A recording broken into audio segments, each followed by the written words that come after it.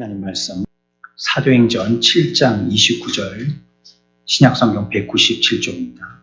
모세가 이 말 때문에 도주하여 미디안 땅에서 나그네 되어 거기서 아들 둘을 낳으니라.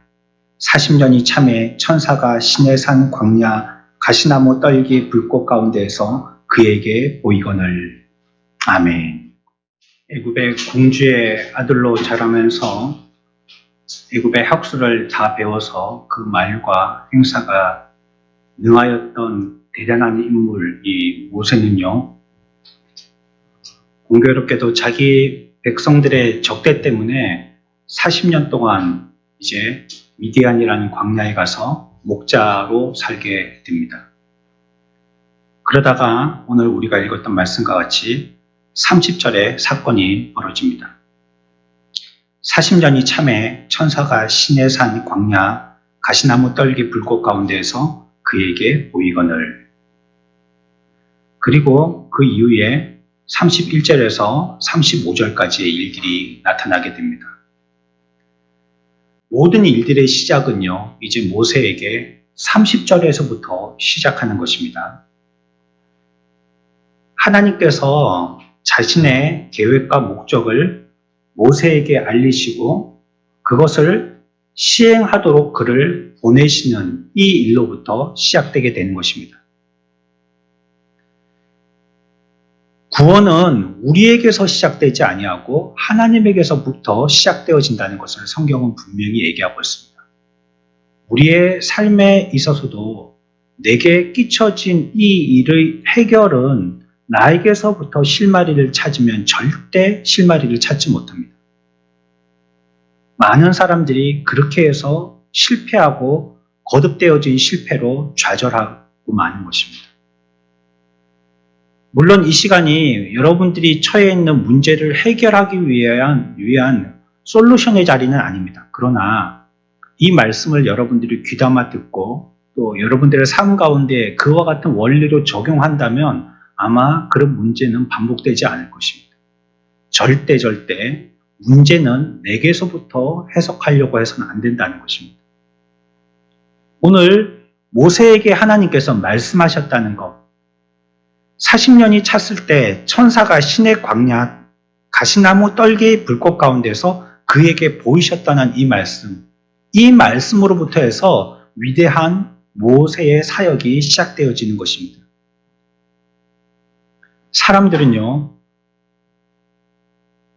자기들이 혼란을 겪고 또 불행해지고 어려움을 겪고 비참하게 실패해도요, 구원에 대해서는 구원을 거절하고 조롱하고 빈정거리고 또 그것을 똑똑하게 행동하는 것인 줄 알고 여기는 그런 고집스러운 죄성들이 우리들에게는 있습니다. 끊임없이 진리를 부정하고 배역하는데 사람들은 사소한 부분들을 거부하는 것이 아니라 참 진리 자체를, 그 원리를 거부합니다. 하나님, 또 하나님이 내신 법, 또 사람들의 원리, 하나님이 쓰시고자 하시는 그 진리의 원리, 이런 것들을 거부하는 것입니다. 그 한 예가요, 이전에 유행했던 신학이 있는데 Death of God Movement라는 사신운동 신학이라는 것이 있습니다. 한마디로 이 신학은요, 역설적으로 하나님이 죽었다라고 얘기하는 신학입니다. 인간의 생각과 이해의 한도를 넘는 데서 하나님을 찾으면 안 된다는 말입니다. 이들의 신학의 내용은요, 우리가 추구하는 하나님은 우리의 이성의 울타리 안에 있는 하나님이라는 것이에요. 그래서 우리를 초월한 데에서 하나님을 찾으려고 하지 말고 하나님을 찾을 때에는 자기 속에서 찾아야 된다고 얘기하는 겁니다. 내 속에 있는 하나님. 어느 창원에 있는 큰 시내권에 있는 절 옆을 지나가는데 그 현수막이 한 개 펼쳐져 있더라고요, 절에. 우리 모두가 부처님입니다. 여기서 따와서 그런지요, 우리 모두가 하나님입니다. 라고 얘기하기 시작하는 그리스도인들이 생겨나기 시작했습니다. 우리가 모두가 하나님이라는 것입니다. 왜냐하면 내 속에 하나님을 모시고 있기 때문이에요. 진리는요, 오늘 30절에서 말씀하시는 것처럼 내 속에서 발생되지 않습니다. 우리는 부패했고 전적으로 타락했기 때문에 내 속에서는요, 진리가 나올 수가 없습니다. 우리는 그저 구정물일 뿐이에요. 우리에게서 생명수가 나올 수가 없는 것이에요. 생명수는 외부에서 우리에게 주입되는 것입니다. 다시 읽습니다. 30절. 40년이 참에 천사가 40년이 찼을 때요, 모세가 40년 동안 미디안 광야에서 깨달은 것이 아니에요. 득도한 게 아니에요. 많은 책을 읽어서 이제 어느 경지에까지 차원의 지식이 쌓인 거 아니에요. 그 전까지도부터 해서 지금까지 계속 40년 동안 미디안 광야에서 그냥 양치기였을 뿐이에요. 그냥 목자로서의 삶을 살았는데 30절 직전까지 그렇게 산 거예요. 근데 30절에 와서 어떤 변화가 일어나죠? 천사가 나타난 거예요. 그의 미디안의 삶, 목자의 삶 가운데 천사가 나타나게 되어진 거예요. 이때부터 해서 모세의 인생은 바뀐 것입니다.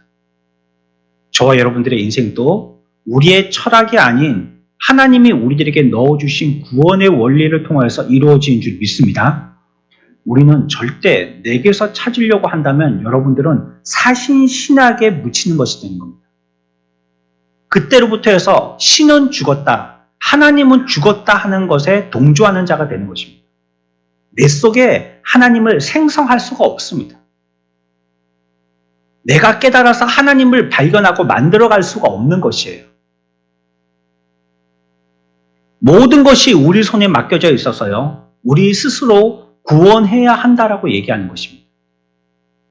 이것이 복음을 부인하는 것이고, 그래서 우리들에게 자꾸 요청하는 것은 무엇이냐면 바르게, 옳게 행동하도록 하라는 거예요. 자꾸.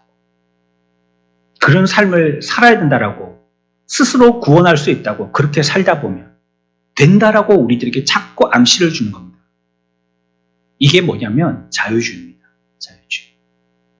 자유주의라는 것이 아무렇게나 우리 마음대로 신앙생활을 하는 것, 이걸 표현이 자유주의라고 그러니까 그걸 자유주의로 알지만, 내가 하나님이다라고 생각하고 내 뜻이 하나님의 뜻이다라고 생각하며 그렇게 멋지게 사는 걸 자유주의라고 얘기하는 겁니다.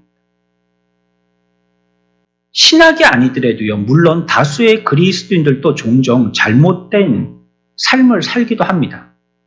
신비와 기적을 혼동하기도 하고요, 감상과 은혜를 헷갈려 하기도 합니다. 감정에만 호소하고 어떻게든지 결단하게 하려고 하는 조바심을 보이기도 합니다. 그러니 우리들은 복음을 제대로 알아야 되는 것이고, 복음의 시작에서부터 바른 출발이 오늘 30절과 같이 모세에게 있었던 것처럼 우리들에게도 나타나야 되는 것이에요. 이전에도 한번 우리가 같이 생각해 봤지만요, 혹시 여러분들이 기도하는 것을 여러분들의 신앙생활 가운데서 가장 쉬운 방법이라고 택했다면 큰 오산입니다. 말씀 읽는 것도 힘들고, 성경 공부하는 것도 힘들고, 설교의 말씀을 들으려면 1시간 동안 가서 죽치고 앉아있는 것도 힘들고, 에라, 내가 제일 쉬운 방법은 내가 하고 싶은 말 아무거나 하는 기도다. 이렇게 선택했다면 여러분들은 큰 오산이라는 겁니다.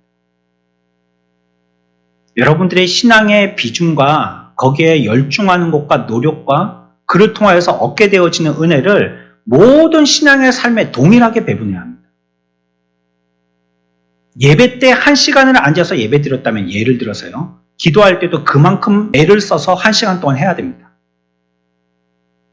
성경을 공부하는데 2시간 동안 선생님과 같이 앉아가지고 그 말씀이 무엇인가 탐구하고 연구했다면 여러분들이 기도할 때도 2시간 동안 그렇게 해야 합니다. 시간을 채우라는 말이 아니고 그만큼 공력이 들어야 된다는 말이에요. 그러나 이것도 힘들고 저것도 힘들고, 요건 바빠서 안 되고 요건 피곤해서 안 되고, 내가 할 수 있는 거는 기도뿐이 없구만, 기도만 해야지. 이것은 우리들이 선택한 나의 신앙의 내 스스로의 방법인 거예요. 구원은요, 내가 나에게서 출발하는 게 아니에요. 우리로부터 시작점을 찾는 것이 아닌 겁니다. 구원의 출발은 복음에 제시하는 것은요, 반드시 하나님에게서부터라고 얘기합니다. 그 구원은 하나님에게서부터예요. 본문이 우리에게 가르치는 것도 그것입니다. 구원은 하나님에게서부터라고. 분명히 천사가 찾아왔잖아요. 하나님의 대리인인 천사가 찾아온 것이에요. 하나님은 우리 밖에 계신 분이시고요. 또 우주 밖에 계신 분이세요. 그 분이 우리에게 찾아오신 것입니다. 하나님은 우리의 이해를 완전히 뛰어넘는 분이에요. 그렇지만 우리들은 하나님을 이해해 보려고 애를 쓴다는 것이 이와 같이 자기 생각대로 하나님을 얘기하는 것입니다. 그걸 다 이해하지 못하기 때문이죠. 장님이 코끼리 만지듯이 말이죠. 성경은 인간의 말로 기록되어 있고요. 또 하나님을 사람처럼 묘사하기도 합니다. 왜냐하면 그렇게 안 하면 우리가 이해를 못하기 때문에. 하나님의 삼위일체를 배웠지만요. 여러분들이 삼위일체를 다 이해할 수 없어요. 저도 다 설명할 수 없습니다. 어떤 분은 이렇게 설명을 하고 어떤 분은 저렇게 설명하고 어떻게 시간의 때에서 하나님께서 나타나셨다 아니면 모양으로 성령 하나님 또 성부 하나님 성자 하나님으로 나타나셨다 어떨 때는 필요에 따라서 하나님이 물처럼 나타나기도 하시고 수증기처럼 나타나시기도 하시고 얼음처럼 나타나기도 하셨다. 이 여러 가지의 설명들이 있지만요. 어떤 설명도 완벽한 설명은 되지 못합니다. 한 부분만을 설명할 뿐이지. 이게 하나님의 삼위일체를 정확하게 얘기하는 설명이야 라고 얘기하면 그게 이제 이단이 되는 겁니다. 그러니 우리가 이해할 정도로밖에 우리는 이해에 머물 수밖에 없어요. 더 이상은 알지 못하는 거예요. 그러나 분명히 밝혀주신 것은요. 그분이 우주를 만드셨고 지금 또 우주를 통제하고 계신다고 말씀하고 있는 거예요. 그리고 하나님은 우주의 심판자가 되시고요. 그분이 이 세상을 다스리시는 율법도 만드셨다라고 말씀하고 있습니다. 그래서 우리들은 우리의 생각하기 편한 방식, 내가 실행하기 편한 방법, 내가 믿기에 손쉬운 방법, 지금까지 해왔던 습관적인 방법, 이걸 주장해서는 안 되는 것이에요. 지금까지 내가 그렇게 알아왔더라도 지금 우리들에게 그것에서 철회하고 돌이켜라라고 말씀하신다면 지금 우리는 즉시 바꿔야 하는 것입니다. 하나님을 믿어도 우리들은 우리의 생각대로 믿으려고 하는 이런 악한 기질들이 있단 말이에요. 하나님의 말씀을 100으로 주신다면 100으로 다 먹으려고 하지 않고요. 그 중에서 내가 먹을 만한 한 30만 골라서 편식한단 말이에요. 내가 하고 싶은 말, 내가 듣고 싶은 말, 따르고 싶은 말, 그것은 아멘이 되지만 내게 부딪히는 것은 아멘이 안 되는 거예요. 그거는 못 들은 척하고 그냥 스치고 지나가 버리는 것입니다. 나를 유롭게 만들고 유신적으로 나를 부요하게 만들고 또 내가 원하는 정욕을 만족하게 만드는 그 말씀은 어떻게든지 내가 끝까지 붙들고 내 말씀으로 삼아보려고 하지만 나를 치는 말씀, 나를 꼬집는 말씀, 나를 수술하게 하는 말씀에 대해서는 그냥 회피하고 지나가 버린다. 이것이 우리가요, 하나님의 말씀을 내 속에서 내 마음대로 해석하고 그냥 이해하고 그냥 내 것으로서 그냥 소화시켜 버리려고 하는 것입니다. 그래서 오늘날 우리가 예수를 믿어도 그 믿음의 칼라들이 얼마나 다릅니까? 이것은 어떤 말씀을 강하게 붙들고 있나를 설명하고 있는 게 아니에요. 그 설교 말씀에서나 하나님의 그 교훈의 말씀에서 분명한 주제는 하나지만 그것을 적용시키는 건 너무 다양하게 적용시킨다는 거예요. 왜 기독교인들조차도 보수와 진보로 나눠지는지 모르겠어요. 그건 정치에서는 하는 소리인데. 왜 기독교 교단들 가운데서도 보수 교단이 있고 진보 교단이 있는지 모르겠어요. 왜 똑같은 성경을 들고 있으면서 그렇게 해석을 하죠?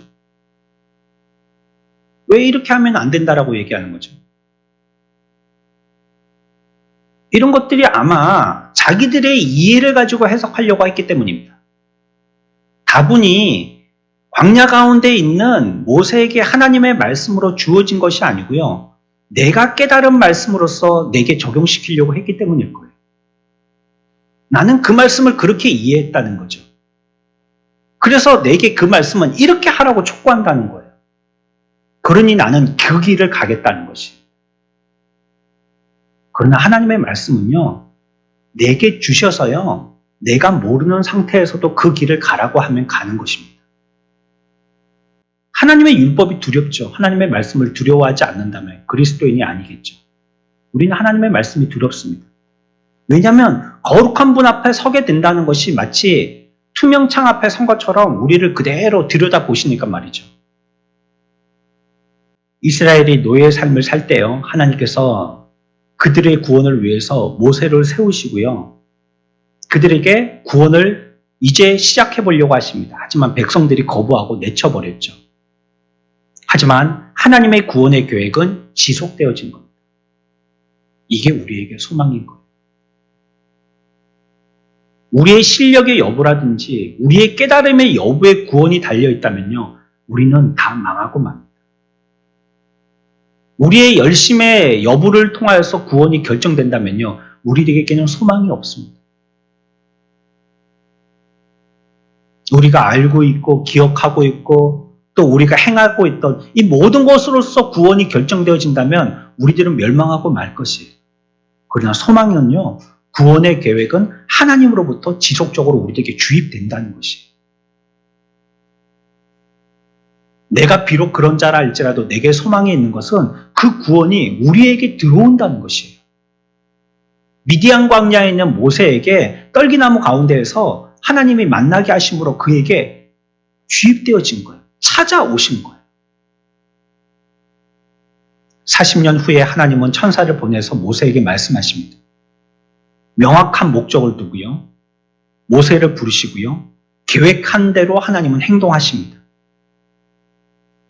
우리 하나님은 우리를 염려하시는 분이시고요, 우리의 모든 것을 아시고 또 내 삶에 간섭하시고요, 우리의 삶에 뚫고 들어오신 분이세요. 하지만 어리석은 이스라엘 백성들은 어떻게 했습니까? 그것을 싫어하여서요, 떨쳐버리고 치워버리려고 애쓴 거예요. 그러나 하나님은 우리 멋대로 하도록 내버려두지 아니하시고 우리들에게 찾아오신 것입니다. 아름다운 생각을 하고 좋은 책들을 읽고 클래식을 들어가면서 자기 암시로 나는 날마다 좋아질 거야. 앞으로는 더 나은 삶이 보장될 거야. 이 문제는 해결될 거야. 우리 자녀들은 잘 될 거야. 이렇게 되뇌어도 그런 엉터리 방법을 가지고는 구원을 얻을 수 없습니다. 이게 구원을 얻는 방법이 아닙니다. 하나님은 하나님의 때에 하나님의 방법으로 일하세요. 하나님은 대체 왜 40년 동안 기다리게 하신 것입니까? 구원시키시려면 당장 구원시키시면 되지 왜 40년 동안 모세를 이와 같이 고생하게 하셨어요? 이유요? 성경이 얘기하고 있지 않기 때문에 모르겠습니다. 아는 것은요, 40년이 우리가 정신 차리는데 유익한 시간이었다는 거예요. 하나님은 왜 그렇게 오랜 시간이 흐른 후에 아들을 세상에 보내셨어요?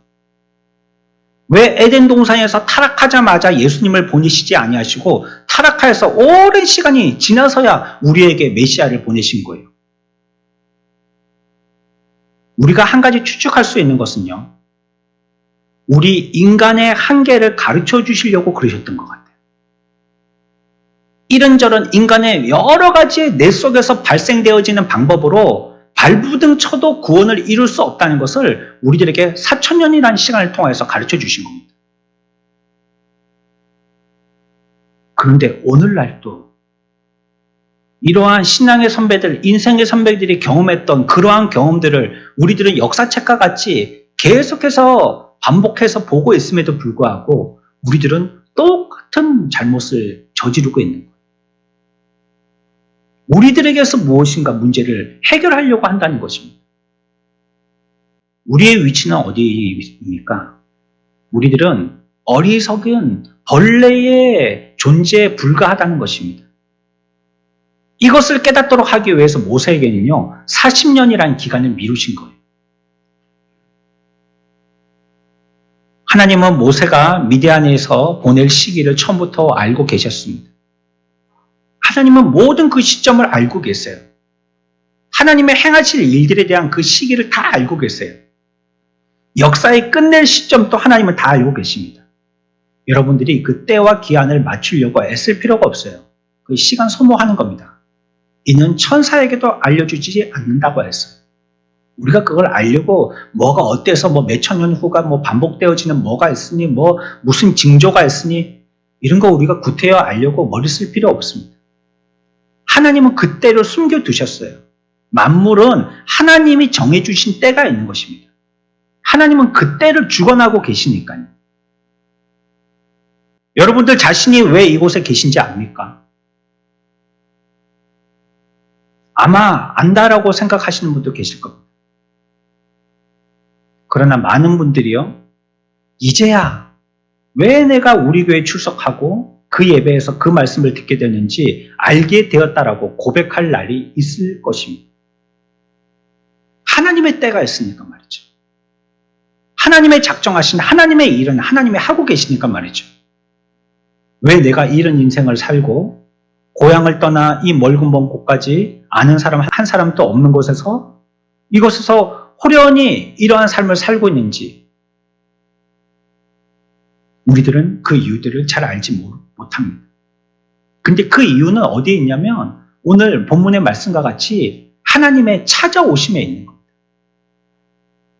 그가 호련히 나타나시고요, 만지시고 간섭하시고 뚫고 우리의 삶에 들어오신 것입니다. 우리의 밖에서 개입하신 것입니다. 하나님은 언제 이런 일을 하실지 우리는 알지 못하는 것입니다. 40년이 흘렀어요. 자기들이 해방자로 모셔드려야 할 그 모세임에도요, 지도자 그 모세를 알아보지도 못했어요. 거부해버렸죠. 이 가련한 이스라엘 자손들은요, 비참하고 불행한 노예살이를 살도록 이제는 그들이 그와 같이 했기 때문에 그와 같은 날들은 정해져 있었던 것입니다. 우리들도 마찬가지입니다. 이 세상에서의 우리의 삶이라는 것이 그래요. 죄와 마귀의 손에 잡혀 있어서요, 우리는 그와 같이 애굽에서의 종살이 했던 이스라엘 사람들과 같이 우리들도 그 가운데 종살이하는 삶을 삽니다. 모든 사람은 태어날 때부터 그와 같이 종살이의 노예입니다.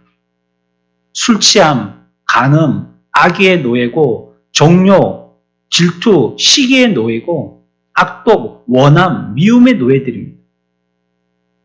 죄는 우리들을 악독하게 감독관 역할을 하면서 우리들을 다스리고 있습니다.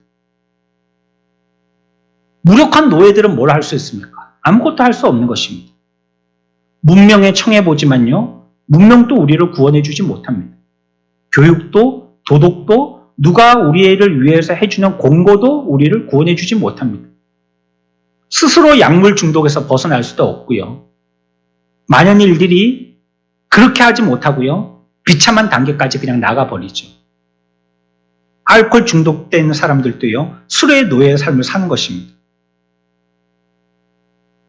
하지만 복음이란 것은 뭘 얘기하는 것입니까?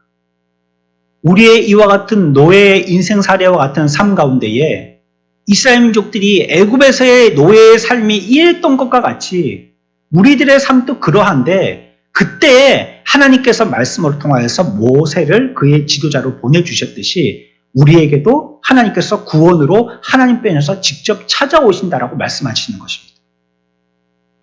여러분, 복음이라는 것은 여러분들에게 어떻게 하라라고 권하는 것이 아닙니다. 그렇게 해보면 구원이 될 가능성이 있으니까 그렇게 한번 해보라라고, 그쯤 해보면 어느 정도 타당한데라고 여러분들에게 타당성을 점치는 그런 말씀을 여러분들에게 전달하는 게 아니에요. 그 구원이 아니에요. 이런 일들이 광야에서 일어났죠. 광야는 어땠습니까? 모세의 정체를 여실히 드러내게 했던 곳이 광야입니다. 처음에 말씀드렸던 것처럼 모세는요, 왕궁 생활을 하면서요, 그가 왕자는 아니었지만요, 공주의 아들로서 여러 가지 학문도 배우고 알지 못하는 단어도 없었고 말도 없었고 모든 것들을 다 지식을 구비했던 그런 사람입니다. 그러면서 그것을 자랑했죠. 하지만 모세는 40년 동안 미디안 광야로 쫓겨가면서요, 그냥 평범한 목자의 삶을 살게 되었던 것입니다. 자기가 과거에 어떤 자였고 어떤 생활을 했었었는지 얼마나 자주 생각했겠습니까? 이전까지 내가 얼마나 호의호식하면서 살았고 말 한마디에 많은 종들이 내 말을 따라서 이렇게도 저렇게 나를 갖다가 서비스해줬던 이런 것들을 얼마나 많이 생각했겠어요.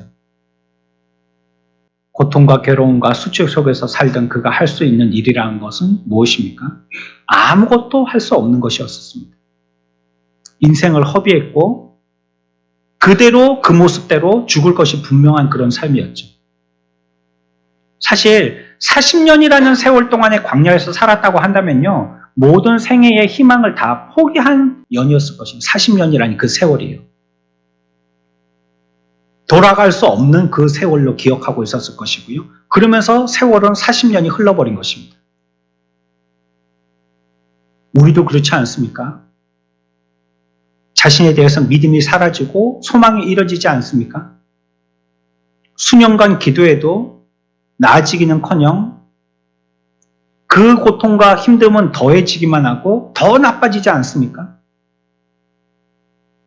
하지만 우리가 여기에서 하나님의 말씀을 통해서 생명의 교훈을 받아야 됩니다.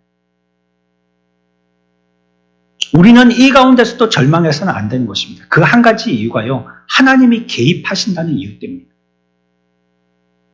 하나님이 우리들에게 찾아오시기 때문이에요. 400년간 이스라엘의 선지자가 나타나지 않았습니다. 말라기 이후에는요, 오랜 시간이 흘렀고요. 그리고 세례 요한이 태어날 것을 예언합니다. 그때까지 아무 말씀도 주지 않으셨어요. 죽은 듯한 침묵의 기간이었고요. 이스라엘 민족들은 하나님에게서 버림받은 민족으로 취급받았습니다. 그리고요, 하나님은 어느 때가 되셨을 때 이제 하나님이 개입하기 시작하시는 것입니다. 우리 말씀을 한번 찾아봅시다. 누가복음 3장 1절과 2절입니다. 우리 다 같이 읽겠습니다. 시작. 디베레 황제가 통치한 지 15해 곧 본디오 빌라도가 유대의 충독으로 헤롯이 갈릴리의 분봉왕으로 그 동생 빌립이 이두레와 드라고르니 지방의 분봉왕으로 루사나가 아빌레네의 분봉왕으로 안나스와 가야바가 대제사장으로 있을 때에 하나님의 말씀이 빈들에서 사가랴의 아들 요한에게 임한지라. 아멘. 3장 1절에 보면요, 여러 사람들이 나옵니다. 왕도 나오고 군주도 나오고 유력자들도 나옵니다. 이들은 세간을 떠들썩하게 할 만한 일들을 했다라고, 그 사람들이 그와 같은 권력자로 그 땅에 세워졌다라고 얘기합니다. 그런데 성경은 거기에 대해서 별로 그렇게 관심을 기울이지 않아요. 그들이 많은 일을 했다라고만 얘기하고 있어요. 유명한 유력자들인데 그 사람들은 많은 일을 했다는 거예요. 이와 같은 위대한 사람들이었다는 것입니다. 근데 중요한 것은 3장 1절에 있는 이들이 누구고 그와 같은 자들이 뭘 했냐가 아니고 3장 2절에서 나오죠. 하나님의 말씀이 빈들에서 사가랴의 아들 요한에게 임한지라라고 얘기하고 있는 것입니다. 말씀은 어디에서 임하냐면 빈들에서 임하는 것입니다. 모세가 언제 천사를 만나게 됐냐면 미디안 광야에서 만나게 된 것입니다. 하나님은 우리들에게요, 항상 하시는 방법은요, 우리가 전혀 예상치 못한 방식과 예상치 못한 사람을 통해서 호련히 임한다는 거예요. 우리가 소망을 잃고 절망의 순간에 처했을 때에 천사를 보내셨다고 얘기하고 있습니다. 또 우리에게는 구원자 한 아들을 낳게 하십니다. 구원은 언제나 하나님에게서부터예요. 그분으로부터 시작되어지는 거예요. 그리고 그분의 때가 됐을 때 시작되어지는 것이고요. 내가 예상한 방법이 아니고 하나님이 계획하신 방법대로 이루시는 것입니다. 그게 구원이에요. 그래서 복음은요, 그 구원 계획을 알려주시고요, 구원하는 능력을 알려주십니다. 천사와 불타는 가시나무 떨기에 대해서도 말씀해 주십니다. 로마서 1장 16절입니다. 함께 읽습니다. 내가 복음을 부끄러워하지 아니하노니 이 복음은 모든 믿는 자에게 구원을 주시는 하나님의 능력이 됨이라. 먼저는 유대인에게요, 그리고 헬라인에게로다. 아멘. 이것이 뭐라고요? 하나님의 능력이 된다라고 말씀하고 있어요. 복음은요, 믿는 자들에게 하나님의 능력이 된다는 것입니다. 하나님은 우리와 상관없어요. 하나님의 구원의 계획과 그 일을 실행하시는데 우리의 어떤 태도나 우리의 모습은 상관없어요. 그분이 일하시고자 하시는 방법대로 일하시는 것입니다. 우리의 어리석음, 우리의 수치, 우리의 불신앙에도 불구하고 하나님은 일하신다는 것입니다. 구원이 우리들에게 달려있지 않다는 거예요. 그래서 여러분, 자신의 지금의 절망적인 삶을 보고 낙심하지 마십시오. 모세의 삶과 비교해 보시란 말이에요, 여러분들. 여러분들은 모세보다는 낫지 않습니까? 40년 동안 광야에서요, 광야가 뭐예요? 사막이잖아요. 물론, 저기 우리가 막 그림에서 보는 것처럼 모래만 있는 그런 사막은 아닙니다. 조그만 시내 같은 것도 흐르고, 계곡도 있고, 가끔 가다가 작은 나무도 있어서, 어째 누워서 머리를 띠밀면 조그만 그늘 정도를 갖다가 빌릴 수 있는 그런 사막입니다. 그러나 황망해요. 없어요. 사람들이 지나가지도 잘 않는데요. 그런데 왕궁에 있던 공주의 아들이 그곳에서 살게 되어진 거예요. 얼마나 절망스럽겠어요. 옛날이 얼마나 그리웠겠어요. 누가 나를 기억하고 다시 왕궁으로 데려가는 사람이 없을까? 얼마나 기대를 했겠어요. 그러나 그 기대는요, 1년, 2년, 3, 4년이 아니고 40년이 지나면서 그냥 여실히 물거품이 되고 말았어요. 이제 나는 평생 여기에서 저 목동들처럼 짐승이나 치고 살다가 죽어야 되나 보다, 이렇게 절망했던 거예요. 우리가 그렇지 않습니까? 내 삶을 보면 그렇지 않습니까? 난 평생 이 짓이나 하다가 죽어야 되나 보다. 난 그냥 여기서 구원받지 못하고 이렇게 살다가 내 인생을 마무리해야 되나 보다, 이렇게 생각한단 말이에요. 우리의 시각을 절대 내게 두지 마십시오. 구원은 내게 있는 것이 아니고 하나님에게 있는 것입니다. 내가 잘 마련해 놨으니까 하나님이 이것 가지고 구원에 유용하게 쓰시겠지. 아니요. 불현듯 천사가 나타나는 것입니다. 내가 생각하지 못했던 방법으로, 내가 생각하지 못했던 사람을 통하여서 구원이 이루어지는 것이에요. 그래서 그 때를 예단하지 마시라는 거예요. 하나님의 때가 있는 거예요. 그런데 너무도 안타깝게 이제 하루만 지나면 하나님의 때가 이루어지는 때라면 내가 하루를 못 참고 이 시간에 포기해버린다면 그거 너무나 아까운 것 아니겠어요? 소망을 잃었을 때, 죄에 굴복되었을 때, 부끄러운 죄 속에 있을 때 몸부림쳐봐도 소용이 없는 것이에요. 40년이 지나야 됩니다. 왜냐하면 그때가 하나님의 때이기 때문에. 이거는 하나님의 속 안에 있는 때이기 때문에 그래요. 그러나 그 40년이 지나면요, 하나님이 움직이기 시작하십니다. 이스라엘에게는요, 절망이 아닌 소망을 생기게 됩니다. 여러분들 중에서도 말할 수 없는 마음의 죄에 고통스러워하는 사람들이 있을 수 있습니다. 자기가 한 말 때문에, 자기의 행동 때문에, 불순종과 불신앙 때문에 활기를 잃고 있을 수 있고, 술이나 담배나 중독성 약이나 아니면 인간에게 중독된 사람도 있을 수 있겠어요. 하지만 우리들에게도 소망이 있다라고 성경은 얘기하는 것입니다. 마태복음 9장에는 뭐라고 얘기하고 있습니까? 건강한 자에게는 뭐가 필요 없어요? 의사가 필요 없어요. 건강한데 의사가 뭐 필요합니까? 여러분들 건강한데 병원 갑니까? 안 가죠. 그러나 어떤 자에게 의사가 필요하다고요? 병든 자에게 필요하다라고 얘기하는 것입니다. 주님은 우리들에게 왜 찾아오셨죠? 의인을 부르러 온 것이 아니고요. 누굴 부르러 왔어요? 죄인을 부르러 오셨다라고 말씀하고 있는 것입니다. 우리가 절망스럽고 우리의 상태가 그렇다 할지라도 주님은 우리의 의사가 되셔서 우리에게 찾아오신다는 거예요. 오늘 여러분들이 잘 기억해야 될 말씀은요, 그분이 내게 찾아오신다는 겁니다. 구원을 내게서 어떤 노력으로 발생시키려고 하는 시도를 하지 마십시오. 그거는 성경에서 가르치는 구원이 아닌 거예요. 구원은 전적으로 그분에게서부터 오는 것입니다. 은혜도 그분이 주실 때 우리가 받는 것입니다. 부흥도 그분이 허락해야 되는 것입니다. 예, 물론 열심히 전도하시고 열심히 기도하십시오.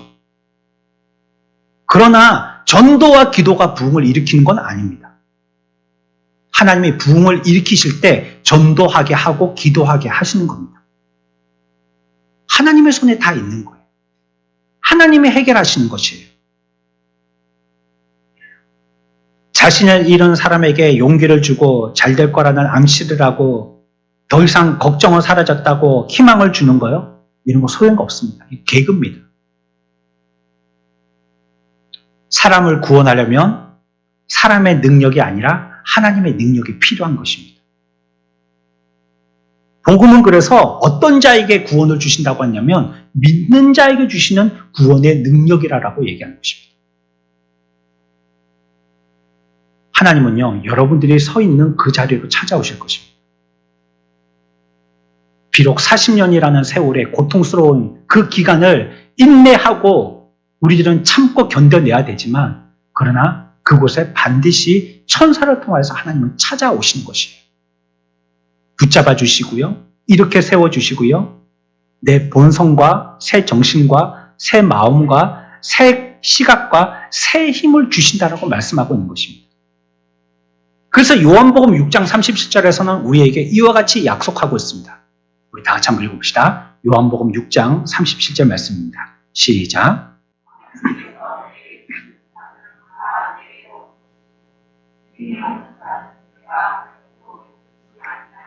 아멘.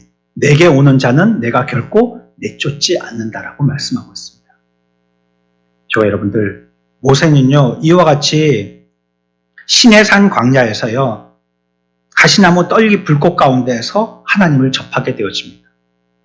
여러분들이 처한 그 형편 가운데에서요, 지금 어제와 같이 고통스러운 그 환경 가운데서요, 절망을 하고 있던 그 40년이라는 세월의 마지막 끝자락 가운데서요, 그때 하나님은 찾아오신 것입니다. 우리의 구원은 지금 우리가 아우성하고 몸부림치고 있는 그때 그 구원은 이루어지는 것이에요.